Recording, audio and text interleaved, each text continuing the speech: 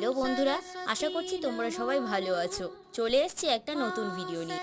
আচ্ছা, তোমরা কি কেউ জানো যে সরস্বতী দেবী এত বুদ্ধিমান প্রাণী থাকতে কেন রাজহাঁসকেই নিজের বাহন হিসাবে বেছে নিয়েছে? এর পিছনে থাকা আসল কারণ জানলে তোমরা সবাই অবাক হয়ে যাবে। চলো দেরি না করে ভিডিওটা শুরু করা যাক। তোমরা যদি কোনোদিন রাজহাঁসকে জল আর দুধ একই পাত্রে মিশিয়ে খেতে দাও, তাহলে কিন্তু রাজহাঁস পাত্র থেকে দুধটা খেয়ে ফেলবে, কিন্তু জলটা পাত্রেই পড়ে থাকবে। এর থেকে এই শিক্ষা পাওয়া যায় যে সমাজের সমস্ত কিছুর মধ্য দিয়ে ভালো শিক্ষাটা তোমাদেরকে গ্রহণ করতে হবে, সমস্ত কিছুর মধ্য দিয়ে ভালোটা বেছে নিতে হবে।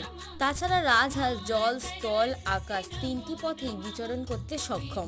যেমন জলে সাঁতার কাটতে পারে, আকাশেও উঠতে পারে এবং ডাঙাতেও চলতে পারে। সরস্বতী দেবী যেহেতু শিক্ষা, গীত, নৃত্য প্রভৃতি জ্ঞানের দেবী, যেহেতু তিনি জ্ঞানের দেবী, তাই তিনি রাজহাঁসকেই বাহন হিসেবে বেছে নিয়েছেন। আরও কিছু বিস্তারিত জেনে থাকলে সেটা কমেন্টে জানাও। ধন্যবাদ।